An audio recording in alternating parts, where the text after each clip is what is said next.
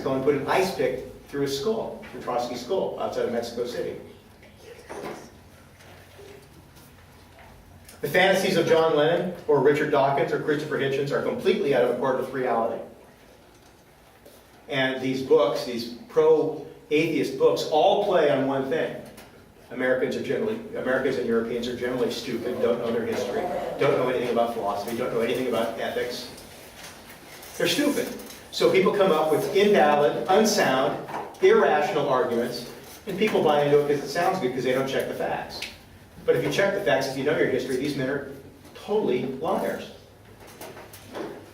A study of American history, by the way, would prove that the greater power that atheists and secular humanists have had in our society has had the accompanying loss of freedom. And greater injustice has ruled in our culture as atheists have had more and more power. Here's some examples. The state prints fiat money. They just print it. It's not backed by gold or silver or anything. And steals from all its citizens through inflation. That's state theft. The tax system steals from the better off, the more productive people, to give to people who are less productive. That's called stealing. That's called theft. Babies, as I noted, are murdered every single day, all over this nation. Simply because people don't want them. They're perfectly healthy. They can be put up for adoption. They don't have to be murdered. But let's just kill them and be done with it. Does that sound nice to you or moral to you? Murderers in our nation. And there are lots of murderers today. They're not put to death. They're not executed. Instead, they can watch color TV and read books at our expense. And they're given all sorts of nice lawyers and stuff. That's injustice. It's unjust not to execute a murderer if there's proper evidence, obviously. Also, sodomites and sex perverts thrive, as does the AIDS virus and several forms of venereal disease that they spread through their immoral activities. So this idea that almost all these atheist books put right up in the front of their books, oh, religion causes all these problems, religion causes war and immorality and death. That is just ridiculous. If you know the 20th century, you know what atheists have done.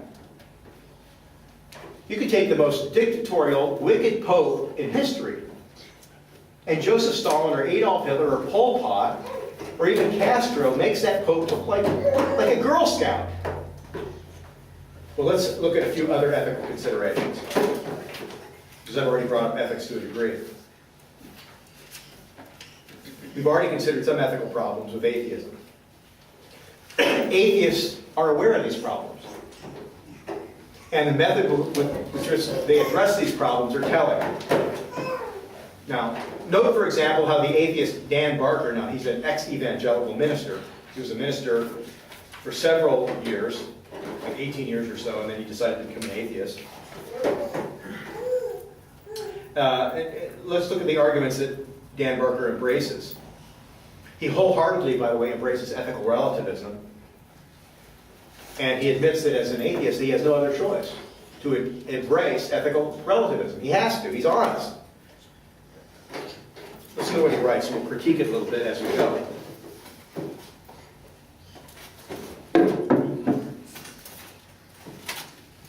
Quote. This is from his book, Godless. During my struggle to break free from the cocoon of Christianity, the most difficult issue with which I grappled was the idea of relativism. I used to preach that relativism led to chaos, that without absolutes anything goes. I'd say that like ships without rudders or machines without operating instructions, human beings without absolutes simply wander through life, hit or miss, trying this or that, never knowing what is right or wrong. It made a good sermon. Most Christians feel that the basis for morality must be something absolute. Just stop for a moment. That's a stupid statement. Most Christians would acknowledge that the basis for all ethics is the triune God of Scripture. God is holy. The Ten Commandments reflect the attributes of God. So he's being quite stupid in some of these statements. Quote, this rock-solid foundation must be rooted outside humanity, they claim, providing an external and objective reference by which human behavior can be measured. Without this cosmic code for living, we would all choose or manufacture our own individual ethics relative to personal wants, whims, and needs. And inner-directed morality, most Christians insist, leads to relativism, and relativism to them is sin. Additionally, believers claim that without an external code that is absolute, there is no ethical imperative. Why be good if there is no punishment, no reward, no all-knowing police officer to enforce the rules? They believe that if there is no God, then there is no accountability. Since human nature, they insist, is intrinsically corrupt, look at the history of current headlines, the tendency will be toward destruction and evil unless there are strict laws and absolute enforcement. We are rambunctious children who need to be broken like wild horses or reined in and controlled by our wise parents. The fear of punishment and the loss of parental approval provide the necessary moral imperative. I used to find this argument persuasive. For about a year after rejecting religion, I felt uncomfortable flapping my own wings. It took some getting used to the idea that I could chart my own moral course through life. That I must chart my own moral course through life. He repeats himself and he puts italics into the word must. Now listen to this. Quote, although there is no ultimate universal guide, I do have a mind, which I realized is the only rudder I will ever have or need.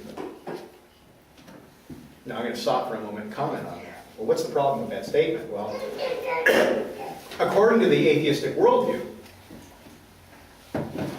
the mind is only an epiphenomenon. In other words, they don't really believe in a soul. Produced by chemical electro reactions of matter, the brain. It's a chemical reaction. It's an electro-stimulated reaction. There's no human soul. Therefore, according to their own view, concepts of morality are predetermined by physical matter, and reality are essentially meaningless. In addition, by making the individual mind the final arbitrary of morality, Baker has admitted that killing 6 million Jews was ethical for Hitler. Hitler's rudder, his mind, his autonomous choice, his autonomous relativistic ethic told him to do that. And Hitler, when he knew he couldn't win the war, he said, well, at least I'll get rid of these rats out of Europe. I'll kill all the Jews. I'll do the whole world a service by killing the Jews. He thought he was doing something good.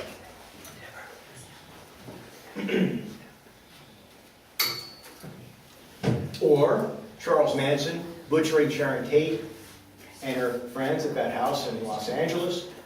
He certainly thought he was doing something good. He was following his rudder, his ethic.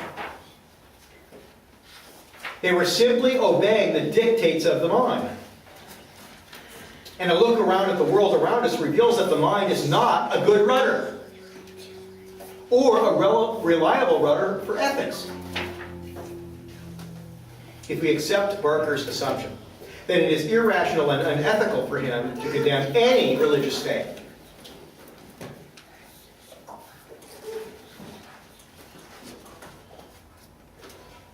didn't our rudder choose to be Christian?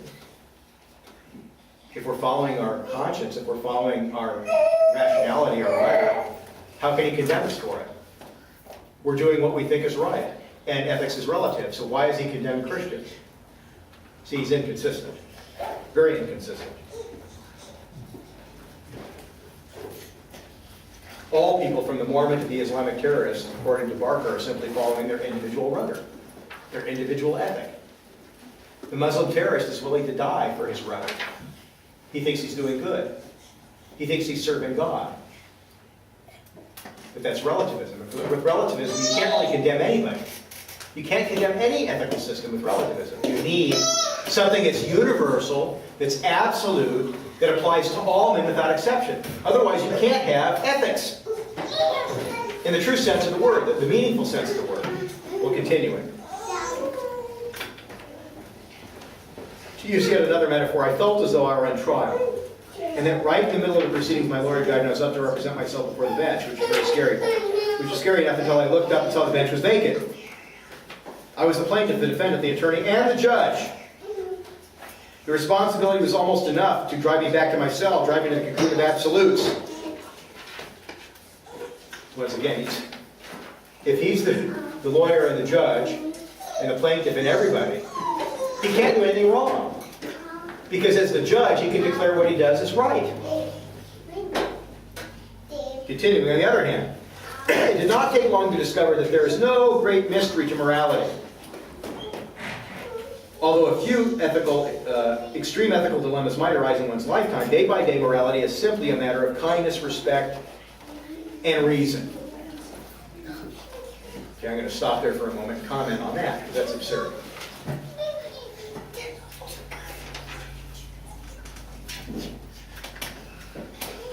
Statements about ethics that the atheist says applies to all men. When they have also said that ethics is relative and determined by our individual rudder.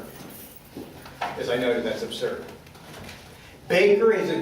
Barker has explicitly contradicted himself when he cannot make universal absolute statements about ethics in a flux universe where ethical decisions are merely individual subjective judgments that are continually changing. And he acknowledges that they change. And he acknowledges that they are arbitrary. In addition, when Barker talks about kindness and respect being the essence of morality, once again, he has stolen concepts from the Christian worldview. He has made a universal statement about ethics with no real reasons whatsoever. It is, I'm Mr. Barker, take my word for it.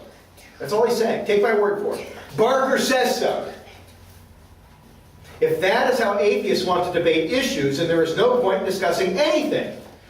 Because anyone can assert anything. You see. There's no there there. There's nothing to stand upon by which to make an argument. Because he's in a flux universe. The issue is, why should we be ethical? Where do ethics come from? What is the basis of ethics? Barker simply asserts that kindness and respect are good. But he doesn't tell us why. Why are they good? Why? The Nazi would disagree. No, I agree they are good, but I have solid reasons why they are good. Men were created in the image of God, and because men are God's image, they must be treated with kindness, dignity, and respect. See? That is why we don't treat men like cockroaches or like chickens. That is why Christians don't slaughter 6 million Jews, or Christians don't kill 20 million Soviets. And Christians don't go around killing people like Stalin and Hitler and Pol Pot. Because men have value, because God has given them value. Man must be treated lawfully as defined by God's infallible word. According to Barker, man evolved from pond scum, from bacteria. Isn't that right? They all agree to that. And he got to where he was by natural selection. Now, if macroevolution is true, then why should we accept Barker's ethic instead of Adolf Hitler's, who rooted his concept of ethics in macroevolution? If macroevolution is true, then any ethical imperative is to do whatever it takes to propagate my family line. Your family is irrelevant to me. It's meaningless. If I can kill you and take your house and expand my family, that would be the ethical imperative of evolution.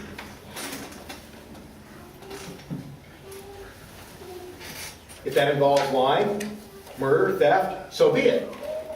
Most atheists recoil at such a thought that logically derives from their own worldview. But that is only because they were created in the image of God and they have the work of the moral law written on their hearts. That's why they want to talk about kindness and mercy and all these types of Christian concepts. But to be consistent, they can't. They can't. Barker has offered us nothing other than his subjective opinion at all. And then what about human reason, as Barker asserts? Well, according to the evolutionary worldview, human reason is an illusion. In a universe of chance where everything is chance, everything is a cosmic accident, with no real purpose or meaning, human reason is an epiphenomenon of matter and nothing more. It's no more significant than a fruit fly who is born and lives to mate for 2 hours and then dies. Barker cannot even form an argument without presupposing a Christian concept of reality.